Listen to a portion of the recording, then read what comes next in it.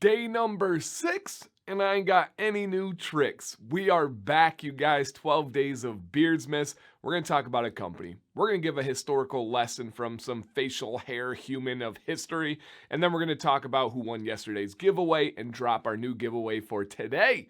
The company featured today, Dancy 10 is your discount over here, and that company would be Beard Octane.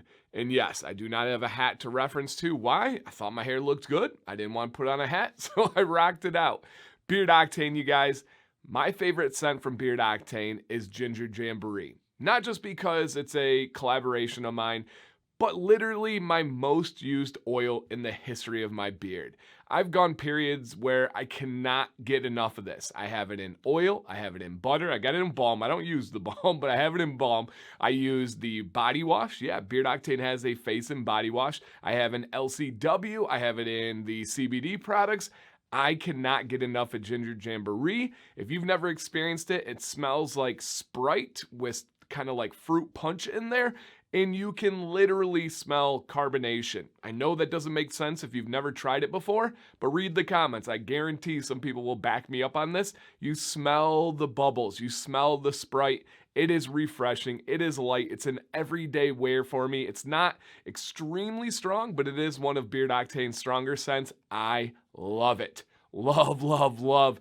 In the comments, if you have tried Beard Octane, what are your favorite scents? And if you have not, what do you guys have your eyes on? Are you a coffee lover and you're going to go for nitro because it's coffee and blueberry? Do you love a cologne and oud scent? You're going to go liquid gold, or maybe a little bit of a sweeter cologne and go with envy. What do you have your eye on, or what are your favorites from Beard Octane? Okay, let's go ahead and head into, there we go, nailed it, into our history lesson today. Beard of the day today is going to be the infamous, the well-known, I know we're probably going to get some people in here just because of the picture and the name alone, Ragnar Lothbrok. Now, of course, you see him there. That is the picture from the show The Vikings. This is probably what he really looked like, right? He was a legend. He was the lead character in the smash hit Vikings, which I believe is a History Channel show. I watched almost every episode, loved it. But the question is it a made-up character? Is he one of those things where we've taken different people throughout history and kind of merged them into one person? Well, this is debated. But after all of my research and reading actual documents in legit sources, I fully believe that Ragnar Lothbrok was a real person and was one person. Now, I do believe that since his death, his stories have been inflated and exaggerated, which we do see from history quite often, especially when it's the case of passing down like oral stories from generation to generation. And he was a Viking, right? We've talked about that term in the past. There wasn't really a group called Vikings. It was just kind of like a stereotypical name. Essentially, he was like a European sea pirate, and they did not keep great records of really anything. They didn't keep great records of their adventures, their family, nothing like that. But all of the people surrounding them, especially when they interacted with the Vikings, they did keep great documents. And he is mentioned in almost every surrounding area possible, sometimes with different spellings or just slightly different versions of his name, but that was because they were usually not speaking the same language and they were just trying to picking up on what they had heard and what they had saw. The most legitimate and widely accepted document would be the Anglo-Saxon Chronicle. Now, this one is respected by all historians, and they talk about Ragnar Lothbrok in detail, and it matches up with all the legends. For me, I was like, yep, that one is where it's at. Stamp, seal of approval. And then maybe some of the details we'll have to kind of polish and sand out to see how legit they are. So he was a leader. Now, he was said to have taken from his mother. He was supposed to be just this like handsome, very attractive man, blonde hair, blue eyes, and he had massive armies. At the time, it was very common for Vikings to have armies in the hundreds. He routinely had armies of over 5,000 soldiers and was dominant. He loved to blitz his opponents, meaning he was not about fair combat at the time, which was common. I'm going to let you know. I'm going to line up. We're going to fight man versus man, see how we do. No, no, no, no. He's going to attack at night. He's going to attack during a holiday dinner. He wanted to get every advantage possible, and it was said that he only took on battles that he statistically knew he had a great chance of winning. And for me, hey, I don't see any problem with that, right? All is fair in love and war, and they would pillage, they would plunder, they would take these cities by siege and really destroy everything that they could. They would take all the treasures from them, and yeah, I mean, the show hit a lot of these things pretty accurate. It's kind of cool to do the research and then know the show in the back of my mind. Of course, there was probably some cinematic leverage that they took, but that's to be expected. So, great armies. He also was married 3 times. His first wife was a fantastic warrior. He actually brought her on to get revenge on one of his enemies, and she was supposed to be amazing with a shield, amazing with a sword, and she didn't want anything to do with marrying him, to the point where legend says she sent her pet dog and pet bear.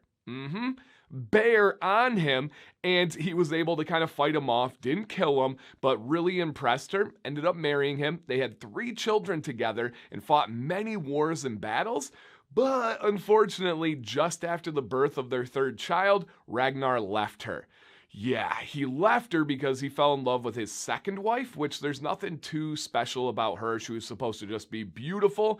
There is a legend, but this is one that I really looked into every angle possible, and I don't believe it's true, but it's still a pretty interesting legend. The legend is that he had to defeat and kill this great serpent to be able to marry her, and the story goes that her dad gave her this little tiny pet serpent, this little snake, as a gift, and it grew and grew and grew to the point where it was like devastating cities and taking over, and the dad said, "You can marry my daughter if you slay this serpent," and of course Ragnar goes in there, cuts the head off. That one I'm not buying. I think he just married her and she was beautiful. Now the 3rd wife was supposed to again be very beautiful, gorgeous woman, and she was the daughter of a legendary warrior, and some would call him even a dragon slayer. So 3 wives, many children along the way, and some very famous and very prestigious sons afterwards. Now, the last kind of main story I'm going to tell you guys about is the death of Ragnar Lothbrok. And we could go again on every battle. He was very well known for taking over Paris, right? That was a huge deal at the time. He was known for like going up rivers and streams that nobody would do before. Everywhere else was just on like the seas and the oceans and the big coast. And he said, "Hey man, I'm going to come in the dark. I'm going to go in these places they didn't think I could go." So again, we could get into this stuff, but I try to keep these as the quick hitters. But his death is highly debated. But again, going with the most legitimate and well-respected sources out there, the story says that he was defeated by an enemy king, and that enemy king was going to execute Ragnar Lothbrok by throwing him in a pit of venomous snakes. Now, they throw him in the pit, and one of the interesting things is part of his name actually means hairy trousers or hairy pants. Well, he wore these really unique pants that were often showcased in the show The Vikings, and we're not exactly sure which one it was, but they were either from wolf fur, right, wolf skin, or it was cowhide and leather that he treated with tar. One or the other, but essentially the king threw him in this pit, and the snakes could not get to him because of these pants, so they took him out of the pit and then removed the pants, threw him back in, and this is where his legendary line comes up that was said in the show Vikings, and everyone thought, man, that's just a super well-written line. No. First-hand documents, first-hand sources from back then, during the time, wrote this quote down that Ragnar said, and hopefully I don't butcher it, but essentially he said something along the lines of, "Whew, just wait until the little piglets hear how the big boar suffered."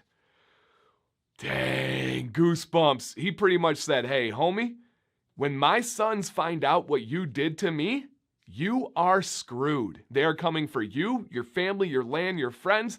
And that's exactly what happened in history. Not just a movie, not just a show, not just a story.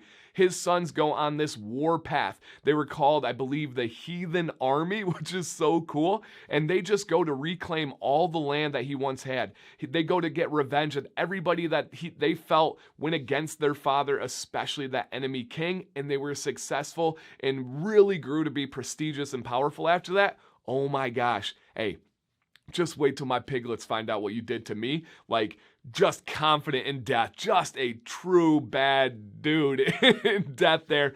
Ragnar Lothbrok, Viking legend. Have you watched the show? What did you think of it? Did you know he was a real person? Leave me some comments below on your thoughts, your reactions, anything else that you do know. I know so many of you are big fans of just Viking history in general. I have covered other ones like Eric the Red and several throughout my other 12 Days of Beardsmas. Go back to the playlist and check those out. This one, I hope you enjoyed. It was a pretty cool one to research. Giveaway. Get it, Dan? Giveaway winner from yesterday's Fable Beard Co. $50 value giveaway.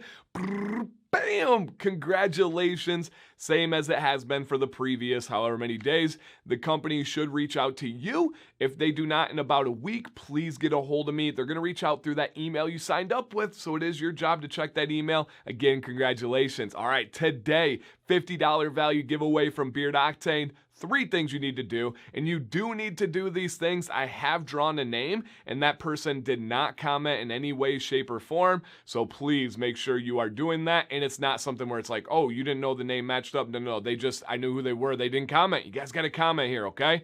Number 1, leave a comment down below. Number 2, if you could, please hit a thumbs up as well. That does help out. Number 2, you got to make sure you are subscribed. I think I switched up the order today, but that's okay. It still means the same. Comment, be subscribed. And then number 3, sign up with that Gleam link that's in the description. And at some point, usually it's like 15, 20 minutes once I remember, I will pin the comment with the link there as well. Thank you guys for watching today. We are getting, oh, is that halfway? I'm not so good at math, but I think that is halfway. Let's keep going, guys. Let's just keep getting better and better and better on this show. Keep sharing, keep interacting, and I thank you guys. Dan C. Bearded, stay bearded, and stay positive.